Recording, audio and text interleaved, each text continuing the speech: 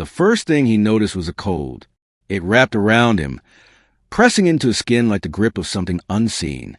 His limbs felt heavy, stiff, as though his body wasn't his own.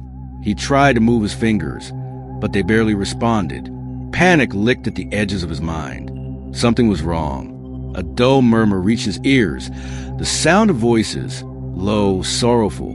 There was an overwhelming scent of flowers, thick and cloying, mixed with something else, wax, perhaps? A faint, sterile scent like polished wood and fabric softener. Then the music, a slow, mournful tune, distant yet close enough to send a chill down his spine. His eyelids felt like lead, but with great effort, he managed to crack them open. The world above him was blurred, a golden glow from flickering candlelight casting shadows on a high, domed ceiling. His breath hitched. He wasn't at home. He wasn't in a hospital. He was lying on something soft, yet firm. And then he saw them. The faces. Dozens of them, dressed in black. Their expressions contorted with grief. Tears streaked their cheeks. Some dabbed at their eyes with crumpled tissues. Others sat silently, heads bowed. Every single one of them was staring forward, staring at him. A single horrifying thought slammed into his mind. This is my funeral. Terror clawed at his throat, and a strangled gasp escaped his lips. He tried to sit up, but his body resisted, sluggish and unresponsive. Someone screamed. A woman. It was high-pitched, raw, filled with something between fear and shock.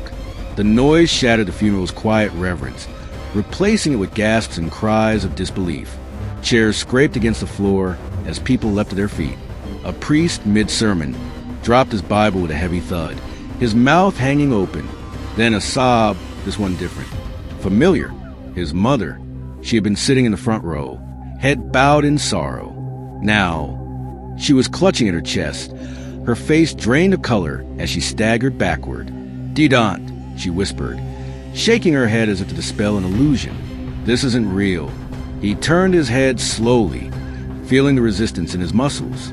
His fingers twitched. He realized they were clasped over his stomach, the way the dead were arranged in open casket funerals. He was dressed in a black suit, neatly pressed, but the air around him was stifling, suffocating.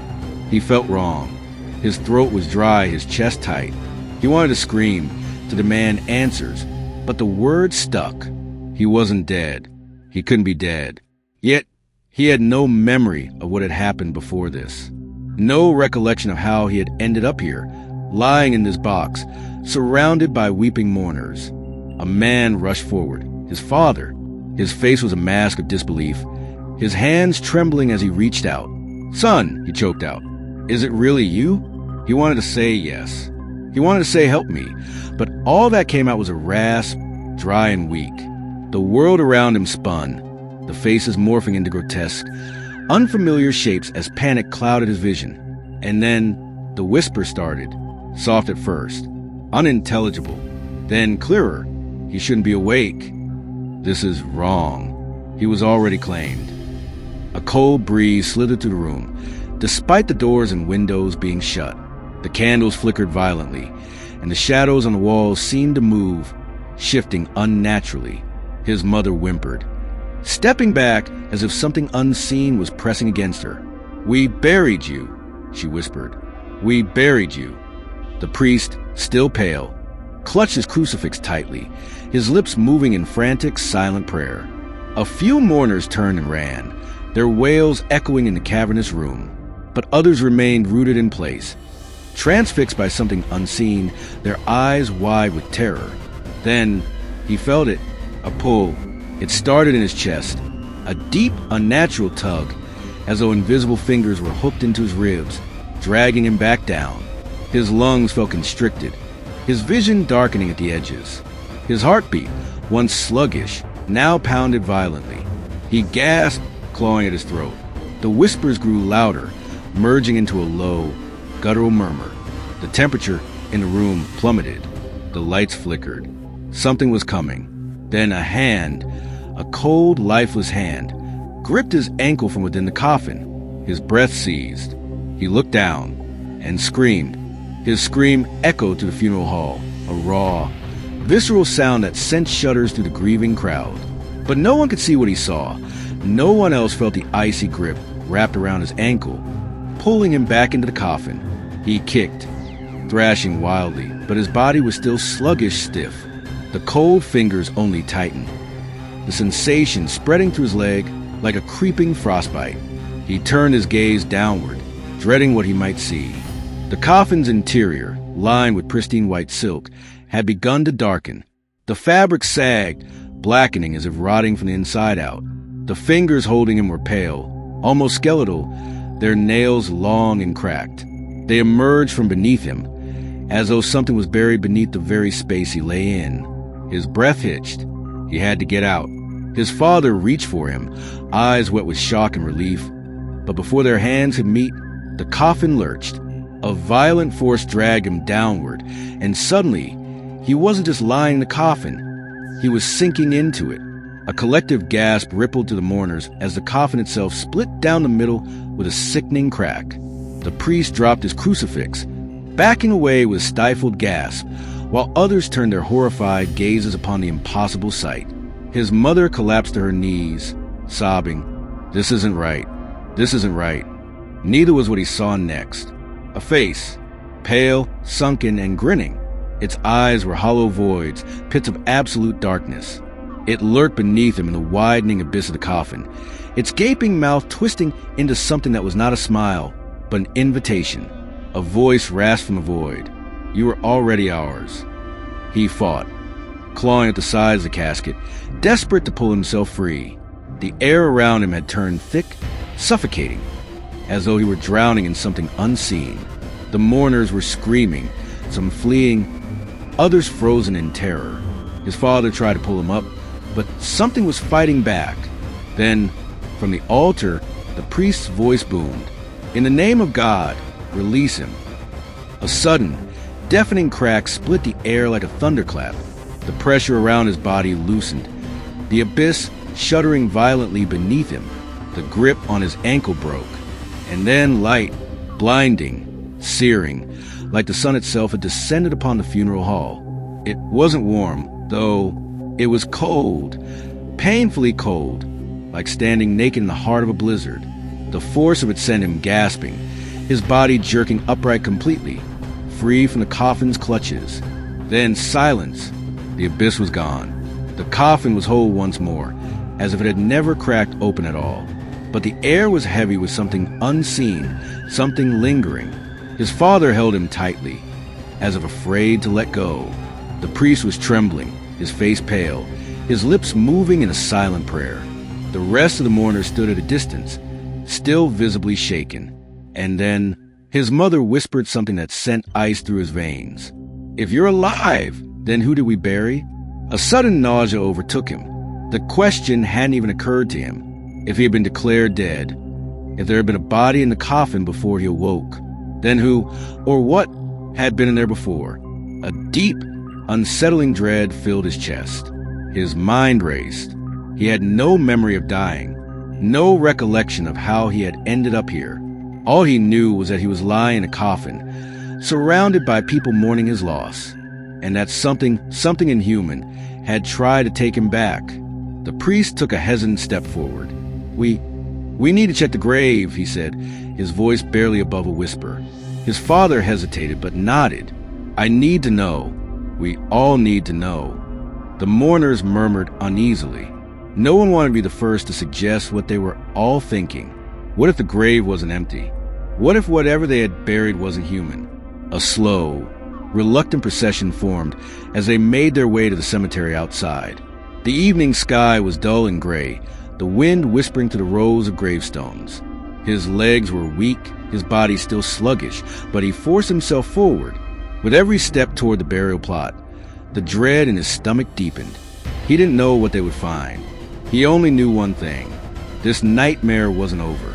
The wind howled through the cemetery, a mournful wail that sent shivers to the gathering of funeral attendees. The sun had dipped below the horizon, casting the graveyard in eerie twilight. Each step toward his own grave felt heavier, as though an unseen force resisted their progress.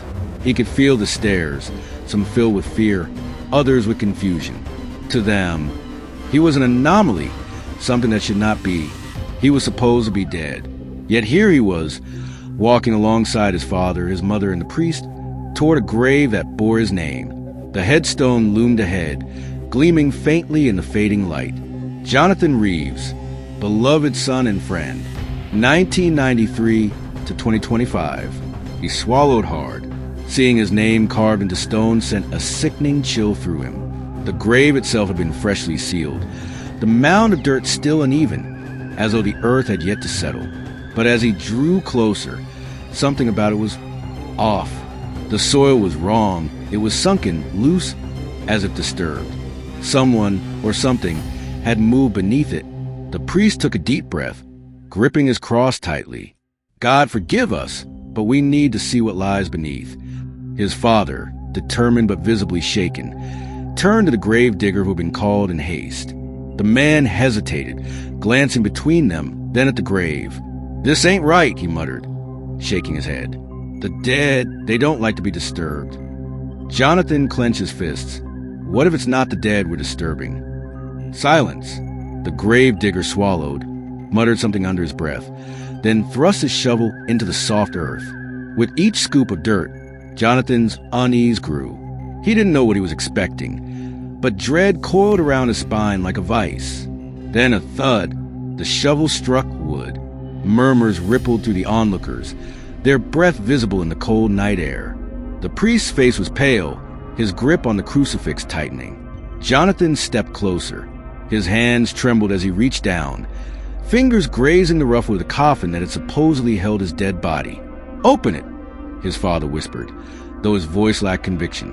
The grave digger hesitated, then reached for the crowbar, sliding the metal beneath the coffin's lid, though it groaned, reluctant, as though it resisted being disturbed.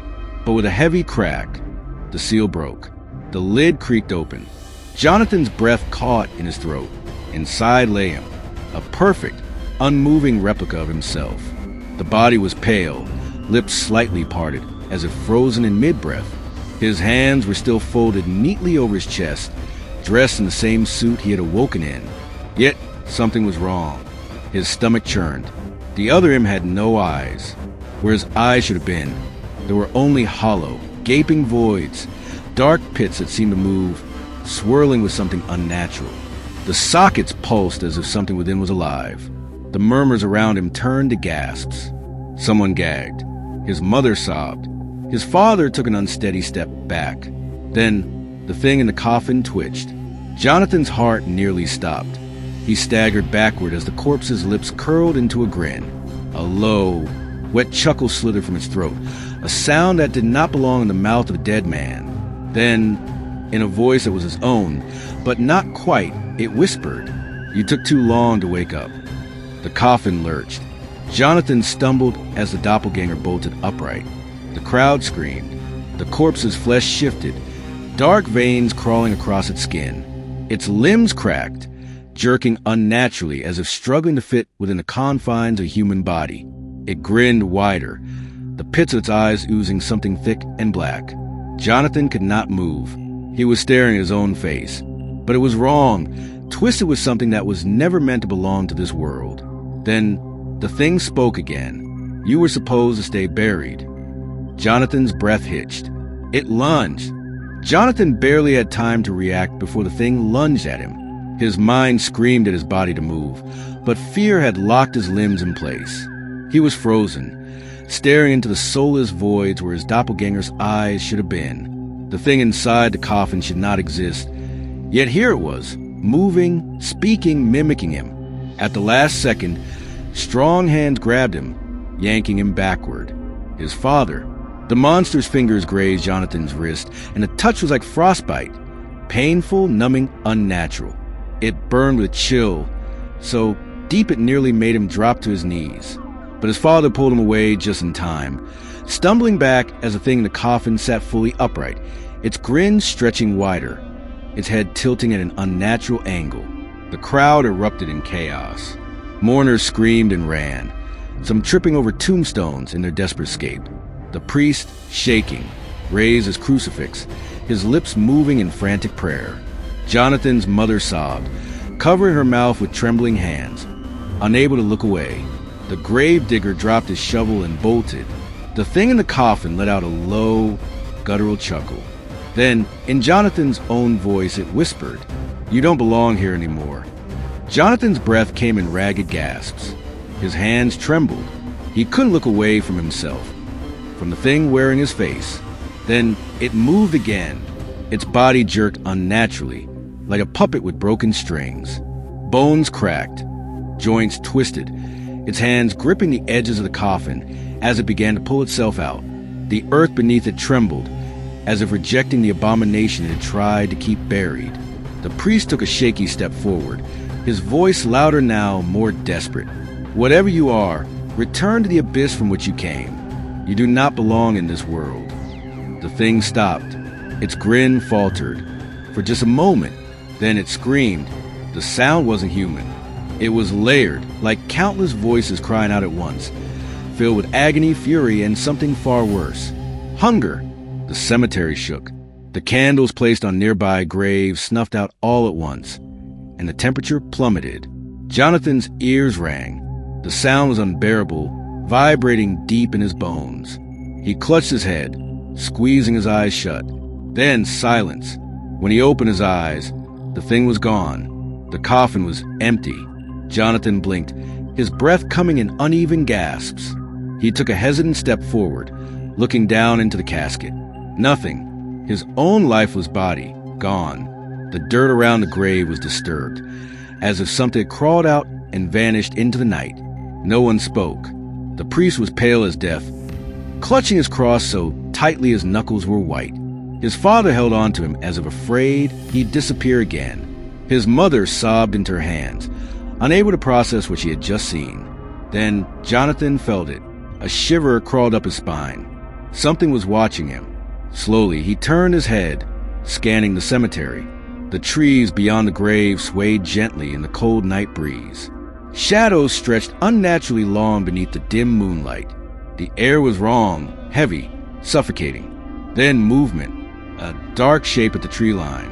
It stood still, barely visible in the shadows, but he could see the faintest outline, tall, motionless. And though he couldn't see its face, he knew it was looking at him, watching, waiting. His other self was still here, and it wasn't done with him yet. Jonathan's breath hitched as he locked eyes, if it even had eyes, with the figure at the tree line. It stood motionless, its outline barely visible against the night shadows. But he knew, deep in his gut, he felt the cold, creeping certainty. His other self hadn't left. It was still here, watching, waiting.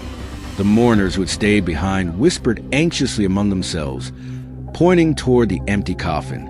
The priest continued his silent prayer, gripping his crucifix so tightly that his hands trembled. His mother wouldn't stop sobbing, shaking her head as if denying the reality of what had just happened. Jonathan should have run. His instinct screamed at him to leave, to escape before whatever crawled out of that coffin decided to return. But something rooted him to the spot. A pull, a weight pressing down on his chest. Then it moved. The figure at the tree line took a slow, deliberate step forward. Jonathan's breath caught. Another step, then another. The way it moved was unnatural, its limbs rigid, its steps almost mechanical, like it was relearning how to use its own body. But it was fast, too fast. Before Jonathan could react, before he could even breathe, it was suddenly there, standing no more than 10 feet away. The shadows still clung to it, wrapping around its body like a living thing. But he could see its face now. His face. No, not his face. The features were stretched too thin, the grin too wide, the skin too pale. The hollows where his eyes should have been pulsed and swirled. An abyss of pure, consuming darkness. And then it spoke. "You should not be here." Jonathan's stomach twisted. The words came in his own voice, yet they sounded wrong. "You were already buried." It tilted its head, that horrible grin never fading. "You should have stayed buried." A deep, primal terror overtook him. His mind screamed at him to run, but his legs wouldn't move. The air grew heavy, thick, suffocating. The graveyard around him seemed to stretch, distorting as if reality itself was unraveling. The wind stopped. The sounds of the mourners faded. There was only the two of them now. Jonathan's heart pounded against his ribs. What are you? He rasped. The thing's grin widened. I am what was left behind. Jonathan didn't understand, but then his memories came rushing back. Flashes of something dark. A space that was not a space. A presence, cold and suffocating, pressing against him from all sides. And then, waking up in the coffin. Had he really come back? Or had something else taken his place? You should not be here. The thing moved. It lunged. Jonathan stumbled backward, his instincts finally breaking through his paralyzed state. He barely had time to register the cold fingers that grazed his wrist, his fingers, before his father shoved him out of the way. Run, Jonathan, his father shouted. Jonathan fell to ground, gasping. He scrambled backward as his father stepped between him and the thing. Stay away from my son, his father growled, voice shaking. The thing tilted its head. Then, in a voice that was almost amused, it whispered, He is not your son. His father's breath hitched. Jonathan felt it then, a deep, horrible certainty sinking into his bones. What if the thing was right? What if he was an imposter? A sickening thought crept into his mind. What if he had never truly left the coffin? What if the real Jonathan had died, and whatever had clawed its way out was something else? Something pretending to be him? His hands shook. His breath came in shallow gasps. The thing stepped forward, reaching for him. Come back, it whispered. Jonathan's body seized. The shadows around him grew, the world tilting, distorting. The graveyard blurred, fading at the edges like a dream slipping from reality. No, this couldn't be real. His mother screamed his name. His father tried to pull him back, but a cold hand wrapped around his wrist. A sharp, searing pain shot through him. And then, darkness. Jonathan opened his eyes. The world was dim, cold. His body felt heavy, wrong. He tried to move, but something pressed against him from all sides. Tight, suffocating. Then it hit him. The silk lining, the wooden walls, the coffin. His own muffled screams filled the space. Outside, the mourners cried. The lid of his coffin remained shut. He had never left. He had never escaped. And somewhere above the earth, something else was walking in his place, smiling with his face, living his life. And no one knew the truth.